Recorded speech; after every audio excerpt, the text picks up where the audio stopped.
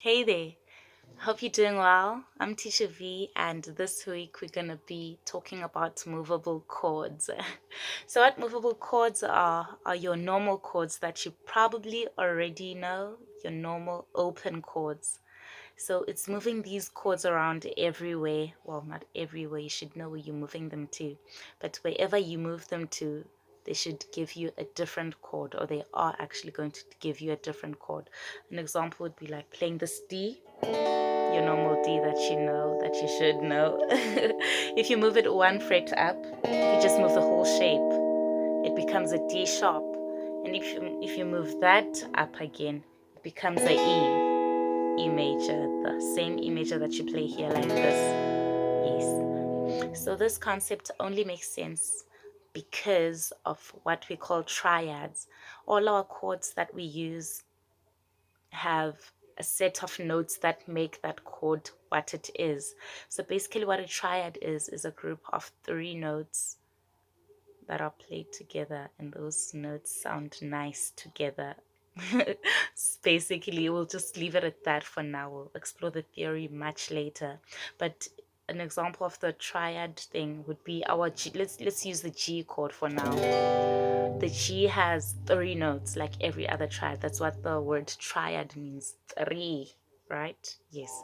So our G chord is made up of the G, B, and D. The bottom three strings are G, B, G, B, and G.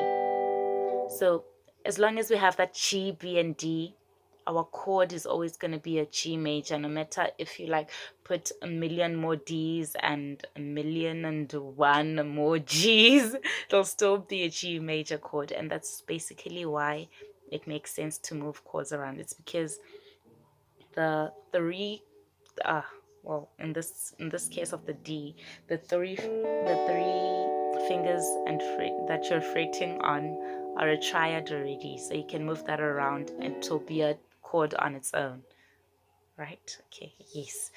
So now to the song. Our song goes.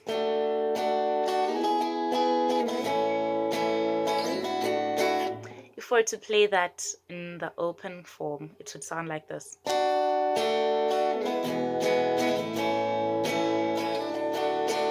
So it basically uses three chords: the D, the A, and the E. So our movable chords for this week, or for today rather, are going to be the D and the A. So we all know how to play our D and A, hopefully. But if you don't, starting from the D string, it's open, 2, 3, 2. And the numbers are frets, of course.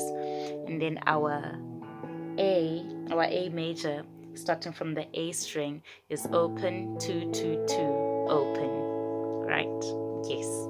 So what we're gonna do, we're gonna take our D, and then we're gonna move it up to the fourth fret, and that gives us an E. So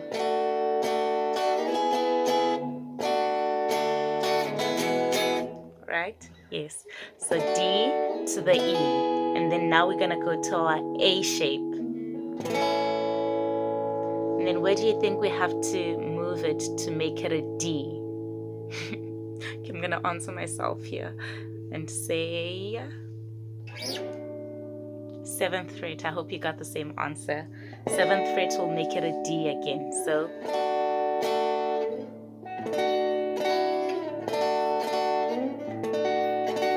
and when you're playing these chords, please, please, please only play the three strings that you are fretting. So if you're playing a D, only play the bottom three strings. And if you're playing the A shape, only play the D, G, and B strings. Otherwise, it's gonna sound very ugly, and your D, instead of sounding like, it's gonna sound like, and that doesn't really sound nice. So just make sure that you play the three fretted strings. So yes, back to our D on the seventh fret. So now we have this fourth, seventh, second fret, fourth, and now we're just gonna repeat that but up here now. So we're gonna find our D. Well, we already have our D here, but now we're just gonna find our E and our A up here. So because we know that our D is here, we should like sort of start to think that our E will be 2 frets higher than the D. So from here, we move that 2 frets and it becomes an E.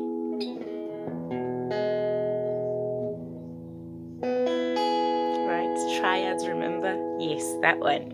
So it becomes an E here. And then if we're looking for our A now, it's as simple as staying on the same fret, which is our 9th fret. That's gonna be our E. Is it E? Yes.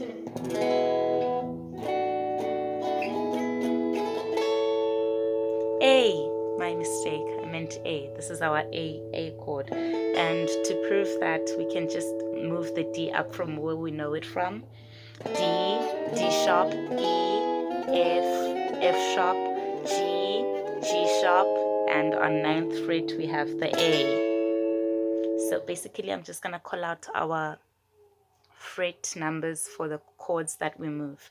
So we're gonna play the D, then we're gonna move the D up to the 4th fret, making our E. Then we're gonna play our A and move it up to the 7th fret to play the D. And then we're gonna play the 7th fret as our D and move that up to the 9th fret. It's our E now. And then we play our D shape on the 9th fret. And that is our A.